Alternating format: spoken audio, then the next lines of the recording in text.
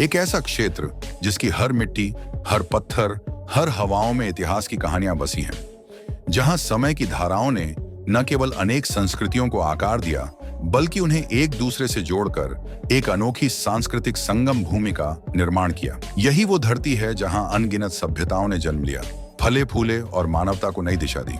पर फिर कुछ ऐसा हुआ कि यह महान भूमि वीरान होती चली गई और कई सभ्यताएं इतिहास के पन्नों में गुम आठ हो गईं। अब आप सोच रहे होंगे, आखिर हम किसकी बात कर रहे हैं? तो आपको बता दें, हम बात कर रहे हैं एनाटोलिया की। लेकिन उससे पहले अगर आप चैनल पे नए हो तो चैनल को सब्सक्राइब कर लें। तो चलते हैं, वीडियो स्टार्ट करते हैं। पर्वतों से लेकर मैदानों तक इस भूमि के हर कण में इतिहास की एक कहानी छिपी है। एनाटोलिया, जिसे आज का तुर्की भी कहा जाता है, न केवल प्राचीन दुनिया की एक केंद्रीय भूमि थी, बल्कि इसने आधुनिक सभ्यता को भी दिशा दी। यहाँ एक के बाद एक कई महान सभ्यताएं आईं, कुछ फली फूली तो कुछ इतिहास के गर्त में चली गईं।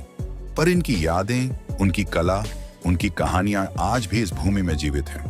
पूर्व और पश्चिम के संगम स्थल पर स्थित एनाटोलिया रहस्यों और अद्भुत घटनाओं से भरा पड़ा है।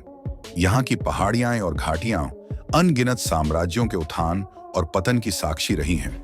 इसे एशिया माइनर के नाम से भी जाना जाता है और यह क्षेत्र हमेशा से ही सभ्यताओं और संस्कृतियों का मिलन बिंदु रहा है। और इसका सबसे पहला प्रमाण है कैटल होयुक, जो 7500 ईसा पूर्व की एक प्राचीन बस्ती थी। यहाँ न केवल कृषि और पशुपालन होता था, बल्कि कला और धर्म को भी महत्वपूर्ण स्थान प्राप्त था। इसके बाद आया हिटाइट साम्राज्य, जो 1600 से 1178 ईसा पूर्व तक एनाटोलिया में फैला रहा। यह साम्राज्य अपने सैन्य कौशल, प्रशासनिक संरचना और कानून व्यवस्था के लिए जाना जाता था। इसके पश्चात फ्रीजियन और लीडियन सभ्यताओं ने यहाँ अपनी छाप छोड़ी। लीडियन सभ्यता को दुनिया की पहली मुद्रा जारी करने वाली सभ्यताओं में गिना जाता है। फिर यहाँ यूनानी और रोमन प्रभाव आया। 12वीं शताब्दी ईसा पूर्व से यूनानी उपनिवेशों ने एनाटोलिया में विज्ञान, कला और दर्शन का प्रचार प्रसार किया। क्षेत्रों में प्रियाने, मिलेटस और एफेस जैसे शहर कला और शिक्षा के केंद्र बन गए। जब रोमन साम्राज्य का उदय हुआ तो एनाटोलिया भी उसका हिस्सा बन गया। कॉन्स्टेंटिनोपल, आज का इस्तांबुल, रोमन साम्राज्य का एक प्रमुख शहर बन गया और एक नए युग की शुरुआत हुई।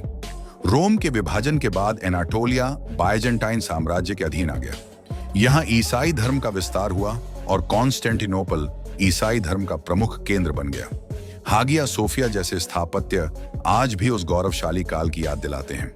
11वीं शताब्दी में तुर्कों का आगमन हुआ और सेल्जुक साम्राज्य की स्थापना हुई।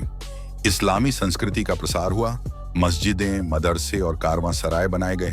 फिर 13वीं सदी में आया ऑटोमन साम्राज्य, जिसने एनाटोलिया को नई ऊंचाइयां दी। 15वीं सदी में कॉन्स्टेंटिनोपल पर विजय प्राप्त कर ऑटोमनों ने इसे अपनी राजधानी बनाया और यह शहर कला, विज्ञान, व्यापार और संस्कृति का केंद्र बन गया। यहाँ सभी धर्मों और संस्कृतियों को सह अस्तित्व का अवसर मिला।